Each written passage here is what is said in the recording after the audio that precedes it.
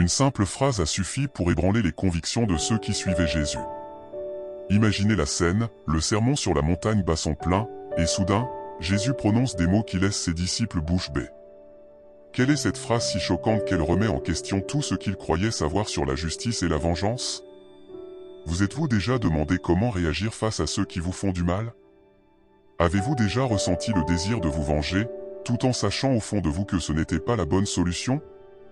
Les paroles de Jésus offrent une alternative révolutionnaire qui défie notre compréhension habituelle du pouvoir et de la force. Dans cette vidéo, découvrez comment une seule phrase a le pouvoir de transformer non seulement votre vie personnelle, mais aussi le monde qui vous entoure. Préparez-vous à un voyage au cœur du message le plus radical de Jésus, un message qui continue de choquer et d'inspirer, 2000 ans après avoir été prononcé. Le soleil se lève doucement sur les collines de Galilée, baignant le paysage d'une lumière dorée. Nous sommes au 1er siècle de notre ère, une époque tumultueuse et pleine d'espoir pour le peuple juif. L'air est chargé d'attente, de murmures et de prières.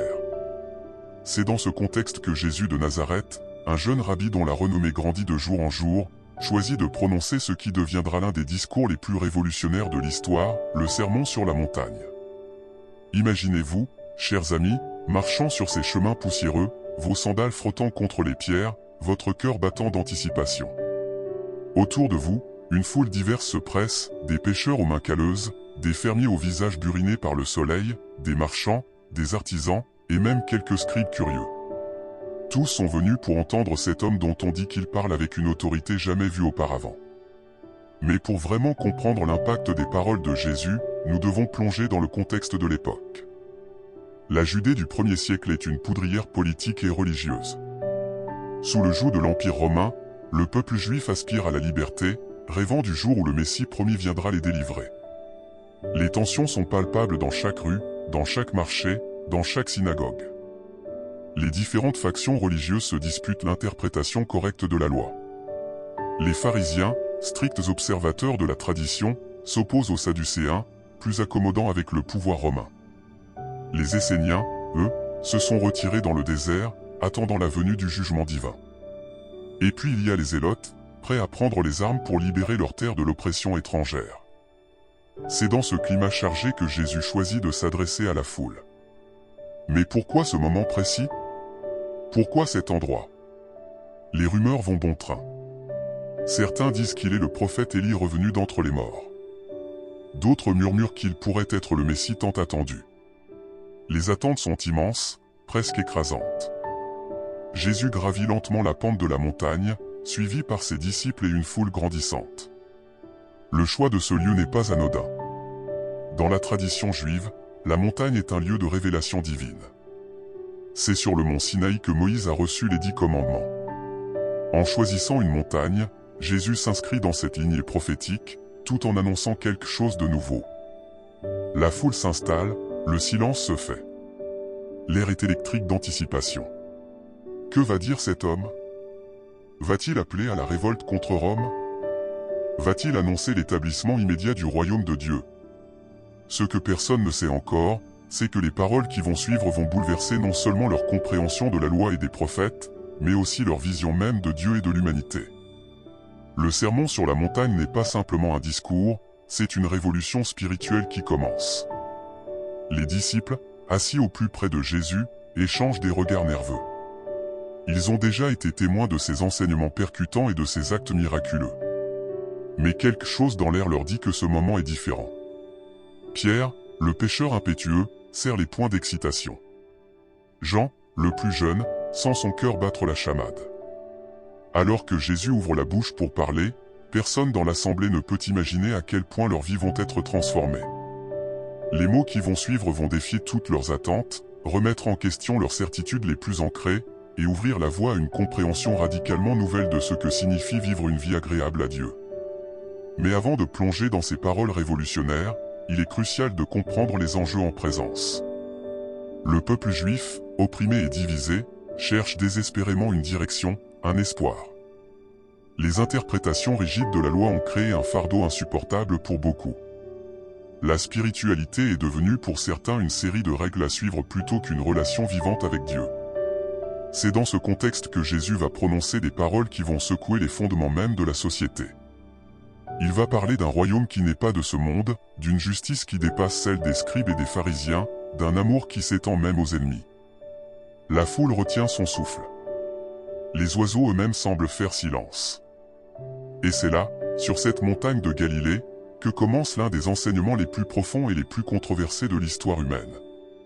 Mais ce que personne ne sait encore, c'est que parmi ces paroles se cache une phrase si choquante, si révolutionnaire, qu'elle va ébranler même les disciples les plus fidèles. Une phrase qui va remettre en question tout ce qu'ils pensaient savoir sur Dieu, sur la justice, et sur eux-mêmes. Alors que le soleil monte dans le ciel, illuminant le visage serein de Jésus, personne ne peut prédire l'impact que ces mots auront, non seulement sur ceux qui les entendent ce jour-là, mais sur des milliards de personnes à travers les siècles à venir. Le sermon sur la montagne n'est pas seulement un discours. C'est le début d'une révolution spirituelle qui résonne encore aujourd'hui. Et au cœur de cette révolution se trouve une phrase, une seule phrase, qui va tout changer. Le soleil monte doucement dans le ciel de Galilée, baignant la foule d'une lumière dorée. Jésus, debout sur une petite élévation, regarde la multitude rassemblée devant lui. Ses yeux balaient lentement l'assemblée, s'arrêtant brièvement sur chaque visage, comme s'il lisait les espoirs et les craintes de chacun. Puis, dans un silence presque palpable, il commence à parler. Heureux les pauvres en esprit, car le royaume des cieux est à eux.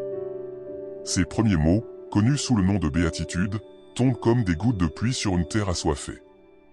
La foule échange des regards perplexes. Est-ce vraiment ce qu'ils sont venus entendre? Où sont les appels à la révolte contre Rome? Où sont les promesses de richesse et de pouvoir? Mais Jésus continue, sa voix douce mais ferme portant loin dans l'air matinal. Heureux ceux qui pleurent, car ils seront consolés. Heureux les doux, car ils hériteront la terre. Chaque phrase est comme un coup de marteau, brisant les attentes de la foule. Les disciples, assis au plus près, échangent des regards stupéfaits. Pierre, le pêcheur impétueux, fronce les sourcils, essayant de comprendre. Jean, le plus jeune, sent son cœur s'accélérer, comme s'il pressentait que quelque chose d'extraordinaire est en train de se produire. Au fil des béatitudes, Jésus peint le portrait d'un royaume radicalement différent de tout ce que ses auditeurs ont pu imaginer. Un royaume où les valeurs sont inversées, où les derniers seront les premiers, où la vraie richesse n'est pas dans l'or ou l'argent, mais dans la pureté du cœur. Mais ce n'est que le début. Alors que le soleil monte plus haut dans le ciel, Jésus aborde des sujets qui touchent au cœur même de la vie quotidienne de ses auditeurs. Il parle de la colère, comparant celui qui se met en colère contre son frère à un meurtrier. La foule retient son souffle. Qui parmi eux n'a jamais ressenti de colère? Puis, dans un mouvement qui choque profondément ses auditeurs, Jésus aborde le sujet du divorce. Dans une société où les hommes pouvaient répudier leurs femmes pour des raisons aussi triviales qu'un repas mal préparé, Jésus déclare « Mais moi, je vous dis, quiconque répudie sa femme, sauf pour infidélité, l'expose à devenir adultère, et celui qui épouse une femme répudiée commet un adultère. » Un murmure parcourt la foule. Les hommes échangent des regards inquiets. Les femmes, souvent silencieuses et invisibles dans cette société patriarcale, sentent une lueur d'espoir s'allumer dans leur cœur. Mais Jésus ne s'arrête pas là. Il aborde ensuite le sujet des serments, une pratique courante à l'époque pour renforcer la véracité d'une déclaration. Avec une autorité qui laisse la foule bouche bée, il déclare « Et que votre parole soit oui et pour oui, non pour non, ce qu'on y ajoute vient du malin. » Cette déclaration simple mais puissante remet en question toute une culture de manipulation et de demi-vérité. Les marchands dans la foule se tortillent, mal à l'aise. Les scribes et les pharisiens, habitués à jongler avec les mots et les serments, sentent le sol se dérober sous leurs pieds. Mais c'est lorsque Jésus aborde le sujet de l'amour des ennemis que la tension atteint son comble. Dans une société marquée par l'occupation romaine, où la haine de l'ennemi est considérée comme une vertu, Jésus prononce des paroles qui semblent défier toute logique.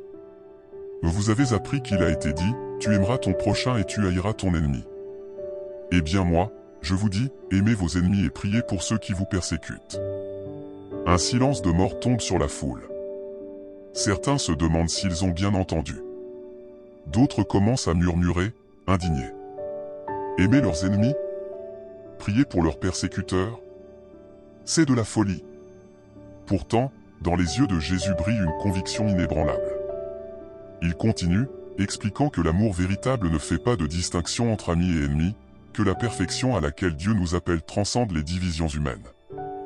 Au fil de son discours, Jésus aborde d'autres sujets brûlants, l'aumône, la prière, le jeûne. À chaque fois, il va au-delà de l'apparence extérieure pour toucher le cœur de la question. Il ne s'agit pas de paraître pieux aux yeux des hommes, mais d'être authentique devant Dieu. C'est alors que Jésus enseigne à ses disciples une prière qui deviendra l'une des plus connues et récitées de l'histoire, le Notre Père. Avec des mots simples mais profonds, il invite ses auditeurs à s'adresser à Dieu comme à un Père aimant, à chercher son royaume avant toute chose, à demander le pain quotidien et le pardon.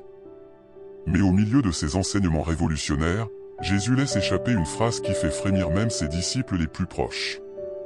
Une phrase si choquante, si contraire à tout ce qu'ils ont appris, qu'elle les laisse sans voix.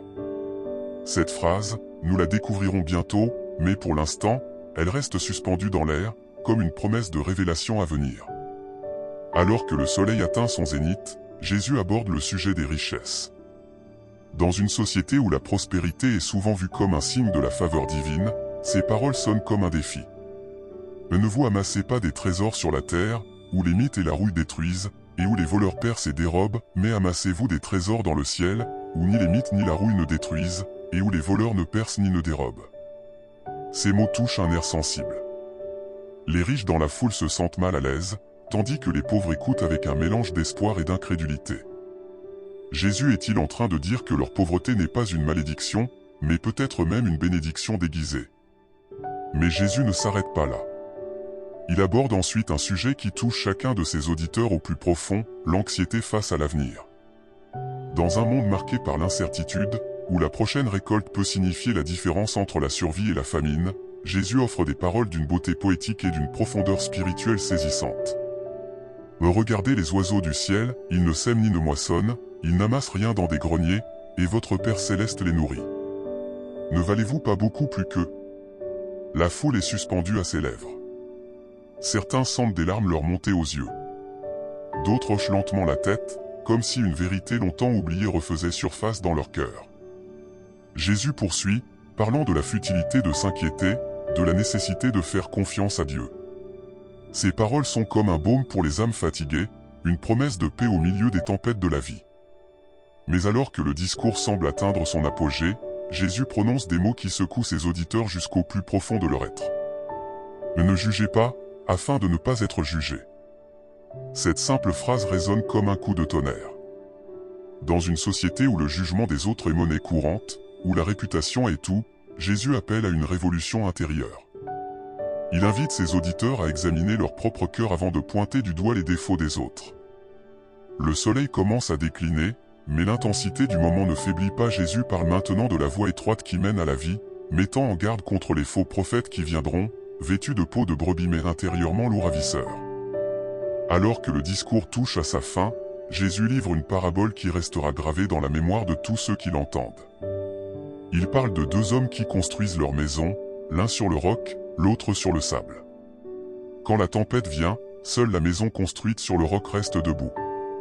Le message est clair, ce n'est pas seulement entendre ces paroles qui comptent, mais les mettre en pratique. La foule est silencieuse, méditant sur tout ce qu'elle vient d'entendre. Les disciples échangent des regards, à la fois émerveillés et troublés. Ils savent que leur vie ne sera plus jamais la même après ce jour. Mais au milieu de tous ces enseignements révolutionnaires, une phrase reste suspendue dans l'air, une phrase si choquante qu'elle n'a pas encore été pleinement révélée. Une phrase qui va bientôt secouer les fondements même de leur compréhension de Dieu et de la vie. Le soleil commence à descendre lentement vers l'horizon, baignant la montagne d'une lumière dorée. La foule, bien que fatiguée après des heures d'enseignement, reste suspendue aux lèvres de Jésus. L'air est chargé d'anticipation, comme si chacun sentait qu'un moment crucial approchait. Jésus, son visage empreint d'une gravité inhabituelle, balaie du regard l'assemblée. Ses yeux s'arrêtent brièvement sur chacun de ses disciples, comme s'il voulait s'assurer qu'ils sont prêts pour ce qui va suivre. Pierre, toujours impétueux, se penche en avant, impatient. Jean, le plus jeune, sent son cœur battre plus fort, pressentant que quelque chose d'extraordinaire est sur le point de se produire. C'est alors que Jésus prononce les mots qui vont ébranler les fondements même de leur compréhension de la foi. Vous avez entendu qu'il a été dit, œil pour œil et dent pour dent. Eh bien moi, je vous dis de ne pas résister aux méchants. Si quelqu'un te gifle sur la joue droite, tends lui aussi l'autre. Un silence de mort tombe sur la foule. Les disciples échangent des regards incrédules. Ont-ils bien entendu? Ne pas résister aux méchants? Tendre l'autre joue? Ces paroles semblent défier toute logique, toute notion de justice telle qu'ils l'ont toujours comprise. Mais Jésus ne s'arrête pas là. Il poursuit, sa voix calme mais ferme portant loin dans l'air du soir. Et si quelqu'un veut te faire un procès et prendre ta tunique, laisse lui aussi ton manteau. Si quelqu'un te force à faire 1000 pas, fais en 2000 avec lui. Les murmures commencent à s'élever dans la foule. Certains secouent la tête, incrédules. D'autres semblent en colère, comme si ces paroles étaient une insulte à tout ce qu'ils ont toujours cru. Les zélotes, ces fervents nationalistes prêts à prendre les armes contre Rome, serrent les poings, leur visage rougi par l'indignation. Pourtant, dans les yeux de Jésus brille une conviction inébranlable. Il sait que ces paroles sont révolutionnaires, qu'elles vont à l'encontre de siècles de traditions et d'enseignements. Mais il sait aussi qu'elles contiennent une vérité profonde, une vérité qui a le pouvoir de transformer non seulement des individus, mais des sociétés entières. Pierre, ne pouvant plus se contenir, s'exclame, « Maître, comment est-ce possible? Devons-nous nous laisser maltraiter sans rien faire ?» Jésus se tourne vers lui, son regard empreint d'une compassion infinie. « Pierre, dit-il doucement, ce que je vous demande n'est pas la faiblesse, mais la plus grande force qui soit. Il faut plus de courage pour tendre l'autre joue que pour rendre coup pour coup. » Ces mots résonnent dans l'air du soir, provoquant une onde de choc parmi les auditeurs. Certains commencent à comprendre que Jésus n'est pas en train de prôner la passivité, mais une forme de résistance radicalement nouvelle. Une résistance qui refuse de s'abaisser au niveau de l'agresseur, qui choisit délibérément de briser le cycle de la violence. Jésus poursuit, expliquant que cette approche n'est pas seulement un idéal élevé, mais une stratégie concrète pour transformer les relations humaines. Il parle de la puissance du pardon, de la capacité de l'amour à désarmer la haine. Vous avez entendu qu'il a été dit, tu aimeras ton prochain et tu haïras ton ennemi. Eh bien moi, je vous dis, aimez vos ennemis et priez pour ceux qui vous persécutent. Ces paroles tombent comme un coup de tonnerre sur la foule. Aimer leurs ennemis? Prier pour leurs persécuteurs? Pour beaucoup, cela semble impossible, voire insensé. Pourtant, dans la voix de Jésus, il y a une assurance tranquille, comme s'il savait que ces paroles contenaient le pouvoir de changer le monde. Un scribe, présent dans la foule, ne peut s'empêcher d'intervenir. « Rabbi, comment pouvons-nous aimer ceux qui nous oppriment? N'est-ce pas contraire à la justice de Dieu ?» Jésus se tourne vers lui, son regard pénétrant semblant lire au plus profond de son âme. « La justice de Dieu, répond-il, est plus grande que tout ce que nous pouvons imaginer. Elle ne cherche pas la destruction, mais la restauration. En aimant nos ennemis, nous ne nions pas la justice, nous l'accomplissons de la manière la plus élevée qui soit. » Ces paroles provoquent un tumulte dans la foule. Certains hochent la tête, commençant à entrevoir la profondeur de cet enseignement. D'autres restent sceptiques, se demandant comment une telle approche pourrait fonctionner dans un monde marqué par la violence et l'injustice. Jésus, sentant le trouble de ses auditeurs, décide d'illustrer son propos par une parabole. Il raconte l'histoire d'un Samaritain, membre d'un peuple méprisé par les Juifs, qui vient en aide à un homme blessé sur le bord de la route, alors que des figures religieuses respectées l'ont ignoré. Cette parabole frappe au cœur même des préjugés de ses auditeurs. Elle les oblige à reconsidérer qui est vraiment leur prochain, qui mérite leur amour et leur compassion. Elle remet en question les barrières ethniques et religieuses qui divisent leur société. Alors que le soleil descend de plus en plus bas à l'horizon, colorant le ciel de teintes orangées et pourpres, Jésus aborde un autre aspect choquant de son enseignement. Vous avez appris qu'il a été dit, tu ne commettras pas d'adultère. Eh bien moi, je vous dis, quiconque regarde une femme pour la désirer a déjà commis l'adultère avec elle dans son cœur. Ces paroles provoquent un malaise palpable parmi les hommes de l'assemblée. Jésus ne se contente pas de condamner les actes extérieurs, il s'attaque aux racines même du péché, aux désirs cachés du cœur. C'est une approche radicalement nouvelle de la moralité, qui va bien au-delà du simple respect des règles. Un jeune homme, le visage rougi par l'embarras, ose poser une question, « Maître, comment pouvons-nous contrôler nos pensées? N'est-ce pas impossible ?» Jésus lui répond avec douceur, « Ce qui est impossible aux hommes est possible à Dieu. Je ne vous demande pas la perfection, mais la sincérité. Reconnaissez vos faiblesses, luttez contre elles, et Dieu vous donnera la force. » Ces paroles offrent un espoir inattendu. Elles montrent que Jésus ne cherche pas à imposer un fardeau insupportable, mais à inviter ses disciples dans un chemin de transformation intérieure.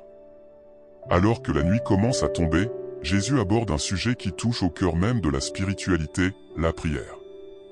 Il critique sévèrement ceux qui prient pour être vus des hommes, se tenant au coin des rues pour attirer l'attention.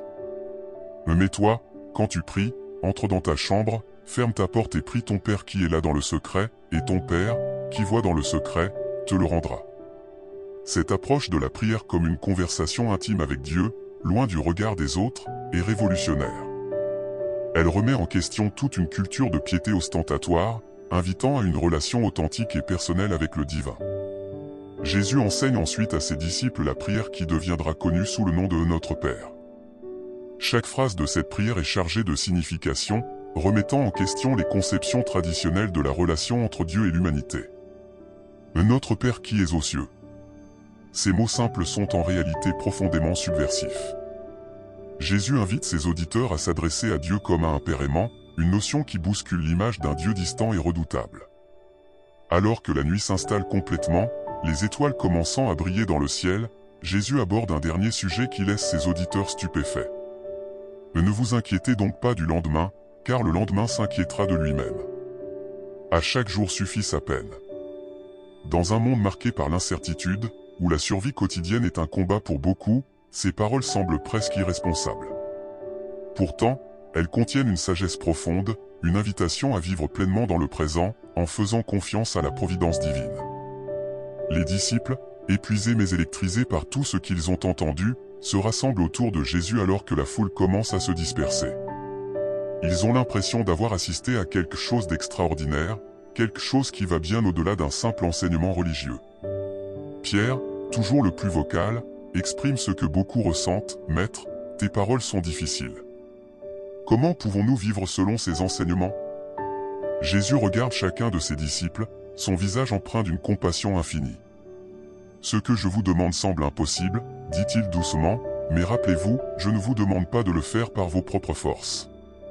C'est en vous abandonnant à Dieu que vous trouverez la force de vivre selon ses paroles. » Alors que le groupe descend lentement de la montagne, plongé dans un silence méditatif, chacun sent que quelque chose a profondément changé. Les paroles de Jésus résonnent dans leur esprit, les défiant, les inspirant, les transformant. Mais ce qu'ils ne réalisent pas encore, c'est que ces enseignements vont bien au-delà de leur petit groupe. Ces paroles, prononcées sur une colline de Galilée, vont se répandre comme une traînée de poudre, défiant les puissants, inspirant les opprimés, et offrant une vision radicalement nouvelle de ce que signifie être véritablement humain. Et pourtant, malgré la puissance de ces enseignements, une question demeure, une question qui va hanter les disciples dans les jours et les semaines à venir: comment ces paroles révolutionnaires vont-elles se traduire dans la réalité de leur vie quotidienne? Comment vont-ils naviguer dans un monde qui semble si opposé à ces principes d'amour radical et de non-violence? La réponse à ces questions va se déployer dans les jours qui suivent, alors que Jésus et ses disciples descendent de la montagne pour faire face aux défis du monde réel.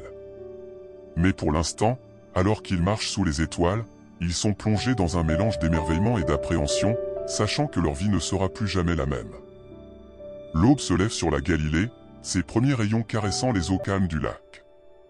Les disciples de Jésus, encore secoués par les enseignements de la veille, se rassemblent autour d'un feu de camp. Leurs visages portent les marques d'une nuit agitée, remplie de réflexions profondes et de questions sans réponse. Pierre, les yeux cernés mais brillants d'une intensité nouvelle, rompt le silence: les paroles du Maître, elles ne cessent de résonner dans ma tête. Si quelqu'un te gifle sur la joue droite, tends lui aussi l'autre. Comment pouvons-nous vivre ainsi? Les autres disciples hochent la tête, partageant le trouble de Pierre. Jean, le plus jeune, intervient doucement: ce n'est pas seulement cette phrase, Pierre. C'est tout l'enseignement. Aimez nos ennemis, priez pour ceux qui nous persécutent. C'est comme si Jésus nous demandait l'impossible. C'est alors que Jésus s'approche du groupe, son visage serein contrastant avec l'agitation de ses disciples. Il s'assoit parmi eux, prenant le temps de regarder chacun dans les yeux avant de parler.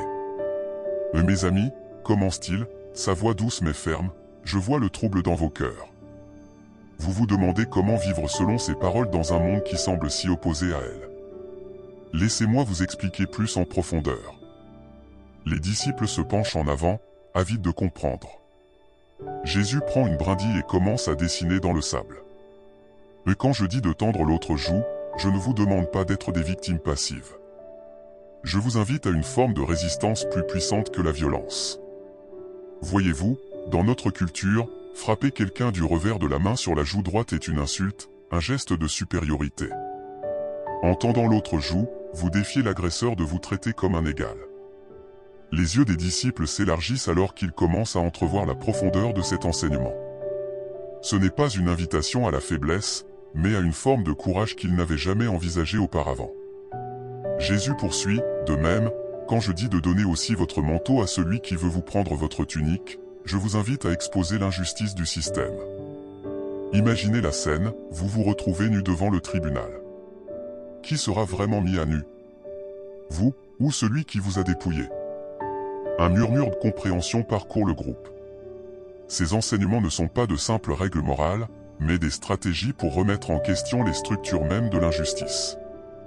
Et quand je parle d'aimer vos ennemis, continue Jésus, son regard s'intensifiant, je ne vous demande pas d'approuver leurs actions.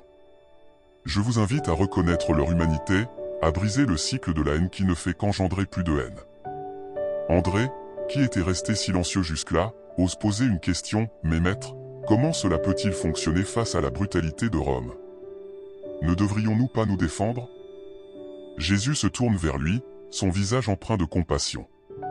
André, la violence engendre la violence. En répondant à la brutalité par la brutalité, nous devenons ce que nous combattons. Mais en répondant par l'amour et la non-violence, nous exposons l'injustice pour ce qu'elle est vraiment. Nous ouvrons la possibilité d'une transformation réelle. Les disciples écoutent, fascinés. Ils commencent à entrevoir une vision du monde radicalement différente, une vision où le pouvoir de l'amour surpasse celui de la haine, où la force morale triomphe de la force physique. Jésus se lève et marche vers le bord du lac. Les disciples le suivent, leurs esprits bourdonnant de nouvelles idées. Il se penche et ramasse un caillou. « Regardez ce caillou, dit-il. Il semble insignifiant, n'est-ce pas? Mais quand je le jette dans l'eau. » Il lance le caillou, et des cercles concentriques se forment à la surface du lac. Voyez comme les ondulations se propagent. C'est ainsi que fonctionne le royaume de Dieu. Chaque acte d'amour, chaque refus de la violence, crée des ondulations qui se propagent bien au-delà de ce que nous pouvons voir. Les disciples observent, fascinés, alors que les ondulations s'étendent de plus en plus loin. Ils commencent à comprendre que les enseignements de Jésus ne sont pas seulement des idéaux élevés, mais une façon radicalement nouvelle de transformer le monde. Matthieu, l'ancien collecteur d'impôts, intervient, « Mais maître, ces enseignements vont à l'encontre de tout ce que nous avons appris. La loi de Moïse parle d'œil pour œil, dent pour dent. Comment concilier cela avec tes paroles ?» Jésus se tourne vers lui, un sourire aux lèvres. « Matthieu, tu as raison de poser cette question. La loi a été donnée pour limiter la vengeance, pour empêcher l'escalade de la violence. Mais je vous appelle à quelque chose de plus élevé. Je ne suis pas venu abolir la loi, mais l'accomplir. Et l'accomplissement de la loi, c'est l'amour. » Il fait une pause, laissant ses paroles pénétrer. Puis il poursuit, pensée Y.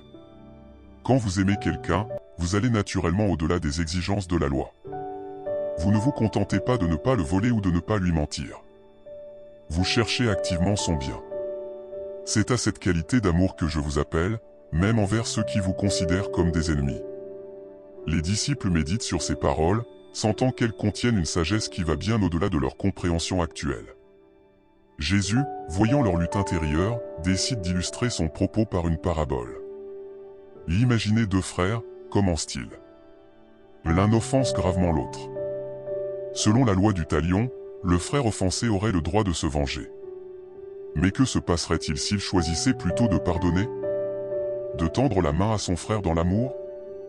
Ne serait-ce pas une victoire plus grande que toute vengeance? Les disciples hochent lentement la tête, commençant à entrevoir la puissance transformatrice du pardon et de l'amour inconditionnel. Jésus continue, et quand je dis d'aimer vos ennemis, je ne parle pas seulement d'un sentiment. Je parle d'actions concrètes. Priez pour eux. Cherchez leur bien. Refusez de les déshumaniser, même quand ils vous traitent de manière inhumaine. Il se tourne vers Pierre, dont le visage reflète encore le trouble. Pierre, je sais que ces enseignements semblent difficiles, presque impossibles. Mais rappelle-toi, je ne vous demande pas de les vivre par vos propres forces. C'est en vous abandonnant à Dieu que vous trouverez la force de vivre selon ses paroles. Alors que le soleil monte dans le ciel, illuminant le lac de 1000 reflets, les disciples sentent quelque chose changer en eux. Les paroles de Jésus, qui semblaient d'abord si choquantes, si contraires à tout ce qu'ils avaient appris, commencent à prendre racine dans leur cœur. Ils commencent à entrevoir un monde où la force ne réside pas dans la capacité à dominer ou à se venger, mais dans le courage d'aimer envers et contre tout. Un monde où la vraie victoire n'est pas d'écraser ses ennemis, mais de les transformer en amis. Jésus, voyant la compréhension grandir dans les yeux de ses disciples, sait que le chemin sera long et difficile. Ces enseignements vont à l'encontre de siècles de tradition, de réflexes profondément ancrés. Mais il sait aussi que ces paroles contiennent le pouvoir de transformer non seulement des individus, mais des sociétés entières. Alors qu'il se prépare à quitter les rives du lac pour retourner dans le monde, Jésus lance un dernier défi à ses disciples. « Mes amis, je vous ai donné ces enseignements non pas comme un fardeau, mais comme une clé. Une clé pour ouvrir les portes d'un royaume où l'amour règne, où la justice et la miséricorde s'embrassent. Allez maintenant, et vivez ces paroles. Vous serez confrontés à l'incompréhension, peut-être même à la persécution. Mais rappelez-vous, c'est ainsi que vous serez vraiment mes disciples. » Les disciples, bien que encore incertains sur la façon exacte de mettre en pratique ces enseignements révolutionnaires, sentent une détermination nouvelle grandir en eux. Ils savent que leur vie ne sera plus jamais la même, que ces paroles vont les défier et les transformer jour après jour. Alors qu'ils se mettent en route, suivant Jésus vers de nouveaux horizons, ils ne se doutent pas encore de l'impact que ces enseignements auront, non seulement sur leur propre vie, mais sur l'histoire de l'humanité. Ces paroles, prononcées sur une colline de Galilée et expliquées au bord d'un lac, vont se répandre comme un feu, défiant les puissants, inspirant les opprimés, et offrant une vision radicalement nouvelle de ce que signifie être véritablement humain. Et pourtant, malgré la profondeur de cette compréhension nouvelle, une question demeure, une question qui va les pousser à explorer encore plus profondément ces enseignements dans les jours à venir. Comment ces principes d'amour radical et de non-violence peuvent-ils transformer concrètement les relations humaines et les structures sociales de leur époque ? La réponse à cette question va se déployer de manière inattendue et puissante dans leur voyage avec Jésus, les confrontant à des situations qui mettront à l'épreuve leur compréhension et leur engagement envers ces enseignements révolutionnaires. Le soleil de midi brille intensément sur la Galilée, ses rayons miroitant sur les eaux du lac comme des milliers de diamants. Les disciples de Jésus, encore en train d'assimiler les enseignements révolutionnaires qu'ils ont reçus, marchent aux côtés de leur maître sur les chemins poussiéreux reliant les petits villages de la région. Pierre, toujours le plus vocal du groupe, rompt le silence contemplatif qui s'était installé. « Maître, tes paroles, elles continuent de résonner dans mon esprit. C'est comme si chaque pas que nous faisons nous menait plus profondément en territoire inconnu. » Jésus regarde Pierre avec un doux sourire, ses yeux brillants d'une sagesse qui semble transcender le temps. « Pierre, mon ami, tu as raison. Nous entrons en effet dans un nouveau territoire. Pas seulement physiquement, mais spirituellement. » Alors qu'ils marchent, les disciples commencent à partager comment les enseignements de Jésus affectent leur cœur et leurs esprits. Jean, le plus jeune, parle avec un mélange d'admiration et de confusion. « Depuis que j'ai entendu tes paroles sur l'amour de nos ennemis, je pense à Lévi, le collecteur d'impôts que tout le monde méprise. Hier, quand je l'ai vu sur la route, au lieu de l'éviter comme je le fais toujours, j'ai ressenti l'envie de le saluer.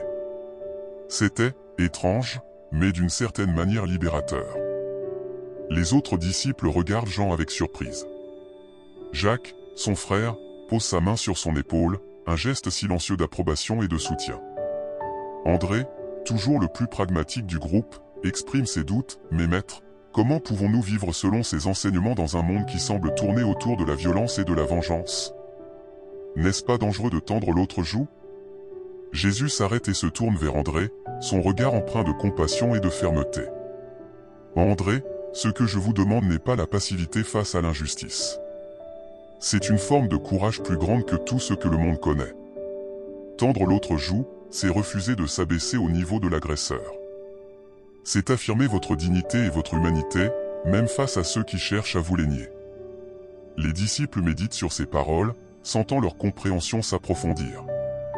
Matthieu, l'ancien collecteur d'impôts, prend la parole. « Maître, depuis que j'ai entendu tes enseignements, je vois mon passé sous un nouveau jour. J'ai passé tant d'années à amasser des richesses, pensant que c'était la clé du bonheur. Mais maintenant, je comprends que la vraie richesse est dans l'amour et le service des autres. » Jésus pose sa main sur l'épaule de Matthieu, un geste d'encouragement silencieux. Puis il s'adresse à tout le groupe. « Mes amis, ce que vous ressentez, ce changement en vous, c'est le début de quelque chose de plus grand que vous ne pouvez l'imaginer. Vous êtes en train de devenir le sel de la terre, la lumière du monde. » Thaddée, généralement silencieux, ose poser une question. « Mais maître, comment pouvons-nous être le sel et la lumière quand le monde semble si sombre et corrompu ?» Jésus sourit, ses yeux brillant d'une sagesse ancienne. « Thaddée, rappelle-toi, une petite lumière brille d'autant plus fort dans l'obscurité. Et il ne faut qu'une pincée de sel pour donner du goût à tout un plat. Vos actions, guidées par l'amour et la compassion, auront un impact bien plus grand que vous ne pouvez l'imaginer. » Alors qu'ils reprennent leur marche, les disciples sentent un changement profond s'opérer en eux. Les paroles de Jésus ne sont plus de simples idées abstraites, mais des vérités vivantes qui commencent à transformer leur façon de voir le monde et d'interagir avec les autres. Simon le Zélote, autrefois fervent partisan de la résistance armée contre Rome, partage ses réflexions. « J'ai passé tant d'années à croire que la violence était la seule réponse à l'oppression. Mais tes paroles, maître, m'ont fait voir une autre voie.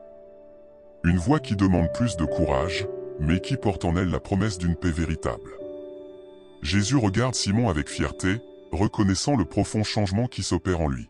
« Et Simon, tu commences à comprendre. La vraie révolution ne se fait pas par l'épée, mais par la transformation des cœurs. » Alors que le soleil commence à décliner, teintant le ciel de nuances orangées, les disciples réalisent à quel point leur perception du monde a changé en si peu de temps. Les enseignements de Jésus ont semé en eux des graines de compassion, de courage et d'amour qui commencent déjà à germer. Pierre, regardant ses compagnons, exprime ce que beaucoup ressentent. « C'est comme si nous voyions le monde à travers de nouveaux yeux. Les gens que nous rencontrons ne sont plus des étrangers ou des ennemis, mais des frères et sœurs en humanité. » Jésus hoche la tête, satisfait. « Et c'est exactement cela, Pierre. Vous commencez à voir le monde comme Dieu le voit. Chaque personne, quelle que soit sa condition, est précieuse aux yeux du Père. » Alors qu'ils approchent d'un petit village, les disciples se rendent compte que leur façon d'interagir avec les gens qu'ils rencontrent a déjà commencé à changer. Ils sont plus ouverts, plus compatissants, plus prompts à aider ceux qui sont dans le besoin. Jésus observe ces changements avec une joie tranquille, sachant que ces hommes, transformés par ses enseignements, vont à leur tour transformer le monde. Mais il sait aussi que le chemin ne sera pas facile. Les défis qui les attendent mettront à l'épreuve leur compréhension et leur engagement envers ces enseignements révolutionnaires. Alors que le groupe s'arrête pour la nuit, s'installant sous les étoiles, une question demeure dans l'esprit des disciples. Comment ces principes d'amour radical et de non-violence vont-ils résister à l'épreuve du monde réel? La réponse à cette question va se déployer dans les jours et les semaines à venir, les confrontant à des situations qui testeront leur foi et leur détermination d'une manière qu'ils n'auraient jamais pu imaginer. Le soleil de midi baigne la Galilée d'une lumière éclatante, ses rayons dansant sur les eaux du lac comme des milliers de joyaux scintillants. Jésus et ses disciples, fatigués mais l'esprit en ébullition, s'arrêtent à l'ombre d'un grand olivier pour se reposer et partager un repas simple. Alors qu'ils mangent du pain et des olives, Pierre, les yeux brillants d'une nouvelle compréhension, rompt le silence contemplatif. « Maître, tes paroles sur l'amour des ennemis et le fait de tendre l'autre joue. Je commence à voir comment elles pourraient changer notre monde. Mais comment ces enseignements s'appliqueraient-ils dans les siècles à venir ?» Jésus regarde Pierre avec un sourire énigmatique, comme s'il voyait au-delà du temps présent. « Pierre, mon ami, ces paroles ne sont pas limitées à notre époque. Elles sont comme des graines plantées dans le sol de l'histoire, destinées à germer et à porter du fruit bien au-delà de ce que vous pouvez imaginer. » Les disciples se penchent en avant, intrigués. Jésus poursuit, « Imaginez un monde, des siècles après nous, où les nations possèdent des armes capables de détruire des villes entières en un instant. Dans un tel monde, l'amour des ennemis ne serait pas seulement une vertu, mais une nécessité pour la survie même de l'humanité. Les disciples échangent des regards incrédules. Un monde avec de telles armes leur semble inconcevable. Mais ils ont appris à ne pas sous-estimer la sagesse de leur maître. Et dans ce monde futur, continue Jésus, il y aura des hommes et des femmes qui se lèveront, inspirés par ses paroles, pour défier des systèmes entiers d'oppression et d'injustice. Ils marcheront pacifiquement face à la violence, tendant l'autre joue non par faiblesse, mais comme un acte de courage moral qui ébranlera les fondements mêmes du pouvoir. Jean, le plus jeune des disciples, intervient timidement, « Maître, comment ces enseignements pourraient-ils changer des systèmes entiers? Ne sommes-nous pas trop faibles face aux puissants ?» Jésus se tourne vers Jean, ses yeux brillants d'une intensité qui fait frissonner le jeune disciple. Jean, n'oublie jamais ceci, le véritable pouvoir ne réside pas dans la capacité à faire du mal, mais dans la volonté de faire le bien envers et contre tout. Dans les siècles à venir, il y aura des hommes et des femmes qui comprendront cela profondément. Il fait une pause, laissant ses paroles pénétrer, puis poursuit, imaginez un homme à la peau sombre, dans un pays lointain, qui se lèvera contre un système qui juge les gens sur la couleur de leur peau plutôt que sur le contenu de leur caractère. Cet homme, inspiré par ses enseignements, mènera un mouvement de résistance non violente qui transformera sa nation. Les disciples écoutent, fascinés, alors que Jésus peint un tableau d'un futur qu'ils peuvent à peine imaginer. Et il y aura une femme, continue Jésus, qui refusera de céder sa place dans un véhicule, défiant ainsi des lois injustes. Son acte de courage paisible déclenchera une vague de changement qui balayera son pays. Pierre, les yeux écarquillés, demande, « Maître, comment de tels actes simples peuvent-ils avoir un tel impact ?» Jésus sourit. Et Pierre, c'est la puissance de l'amour en action. Quand nous refusons de répondre à la haine par la haine, quand nous choisissons d'aimer même face à l'injustice, nous brisons le cycle de la violence. Nous ouvrons une porte vers la réconciliation et la guérison. Matthieu, l'ancien collecteur d'impôts, réfléchit à haute voix, donc, dans ce monde futur, nos enseignements pourraient aider à résoudre des conflits entre nations? Exactement, Matthieu, répond Jésus. Imaginez des dirigeants qui choisissent le dialogue plutôt que la guerre, qui cherchent à comprendre leurs ennemis plutôt que de les diaboliser. Ces enseignements ont le pouvoir de transformer non seulement les individus, mais des sociétés entières. Alors que le soleil commence à décliner, Jésus guide ses disciples vers une compréhension plus profonde de l'impact durable de ses paroles. Dans les siècles à venir, dit-il, il y aura des moments où l'humanité semblera au bord du gouffre. Des conflits qui menaceront de déchirer le monde. C'est dans ces moments que la sagesse de ses enseignements brillera le plus fort. Il se tourne vers chacun de ses disciples, les regardant dans les yeux. Vous ne verrez peut-être pas tous ces changements de votre vivant. Mais sachez que les graines que nous plantons aujourd'hui porteront des fruits longtemps après nous. Chaque acte d'amour, chaque moment où vous choisissez la compassion plutôt que la vengeance, contribue à construire ce royaume de paix et de justice. Les disciples méditent sur ces paroles, commençant à comprendre la portée véritablement révolutionnaire de ce qu'ils ont appris. Ils réalisent que leur mission va bien au-delà de leur propre époque et de leur propre culture. Jésus conclut, « Mes amis, ces enseignements ne sont pas seulement pour vous, ni même seulement pour notre peuple. Ils sont pour toute l'humanité, pour tous les temps à venir. Ils sont un phare d'espoir dans les moments les plus sombres, un rappel constant de notre capacité à choisir l'amour plutôt que la haine, la paix plutôt que la violence. » Alors que le groupe se prépare à reprendre la route, une nouvelle détermination brille dans les yeux des disciples. Ils comprennent maintenant que leur voyage avec Jésus n'est que le début d'une transformation qui s'étendra bien au-delà de leur vie, touchant des générations futures qu'ils ne verront jamais. Pierre, regardant l'horizon, murmure, « C'est comme si nous étions en train de planter un arbre dont l'ombre abritera des gens que nous ne rencontrerons jamais. » Jésus pose une main sur son épaule. Et c'est exactement ça, Pierre. Et chaque acte d'amour, chaque parole de compassion, chaque choix de pardonner plutôt que de se venger, est comme arroser cet arbre, le faisant grandir plus fort et plus haut. Alors qu'ils reprennent leur marche, les disciples sentent le poids et la beauté de leur mission. Ils savent maintenant que leurs actions et leurs choix quotidiens ont le pouvoir de façonner non seulement leur présent, mais aussi un avenir lointain qu'ils peuvent à peine imaginer. Et tandis qu'ils marchent vers l'inconnu, une question persiste dans leur esprit, comment ces enseignements intemporels continueront-ils à transformer le monde dans les siècles à venir? La réponse à cette question se déploiera à travers l'histoire, touchant des vies et inspirant des mouvements bien au-delà de ce qu'ils peuvent imaginer. Chers amis, nous arrivons à la fin de notre voyage à travers le temps et l'espace, explorant l'impact profond et durable des enseignements de Jésus sur le sermon sur la montagne. Nous avons vu comment une simple phrase, « Si quelqu'un te gifle sur la joue droite, tends lui aussi l'autre », a bouleversé non seulement les disciples de l'époque, mais continue de défier et d'inspirer l'humanité jusqu'à nos jours. Ces paroles, prononcées il y a 2000 ans sur une colline de Galilée, résonnent encore aujourd'hui dans notre monde moderne. Elles nous rappellent que la vraie force réside dans l'amour, pas dans la violence, et que chacun de nous a le pouvoir de briser le cycle de la haine et de la vengeance. Mais notre exploration ne s'arrête pas ici. L'histoire que nous avons partagée aujourd'hui n'est qu'un début, une invitation à approfondir notre compréhension de ces enseignements révolutionnaires et à réfléchir à la façon dont nous pouvons les appliquer dans notre vie quotidienne. C'est pourquoi je vous invite maintenant à participer à cette conversation continue. Vos réflexions, vos questions et vos expériences sont précieuses et peuvent enrichir notre compréhension collective de ces enseignements intemporels. Alors, je vous encourage vivement à laisser un commentaire ci-dessous. Partagez avec nous. Comment ces enseignements de Jésus résonnent-ils dans votre vie aujourd'hui? Avez-vous déjà vécu une situation où tendre l'autre joue a eu un impact positif inattendu? Quels défis voyez-vous dans l'application de ces principes dans notre monde moderne?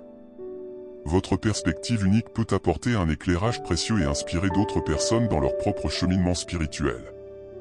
De plus, si vous avez apprécié cette exploration du sermon sur la montagne et que vous souhaitez continuer à plonger dans la sagesse intemporelle des enseignements de Jésus, je vous invite chaleureusement à vous abonner à notre chaîne. En vous abonnant, vous serez notifié de nos prochaines vidéos qui exploreront d'autres aspects fascinants des enseignements de Jésus et leur pertinence dans notre monde moderne. N'oubliez pas d'activer la cloche de notification pour ne manquer aucun de nos futurs contenus. Chaque semaine, nous explorerons ensemble de nouvelles facettes de ces enseignements qui ont le pouvoir de transformer non seulement nos vies individuelles, mais aussi notre société dans son ensemble. Ensemble, continuons à explorer, à réfléchir et à grandir dans notre compréhension de ces vérités profondes qui ont le pouvoir de changer le monde, une personne à la fois. Merci d'avoir partagé ce voyage avec nous. Que la sagesse du sermon sur la montagne continue à éclairer votre chemin et à inspirer vos actions quotidiennes. À bientôt pour de nouvelles découvertes spirituelles.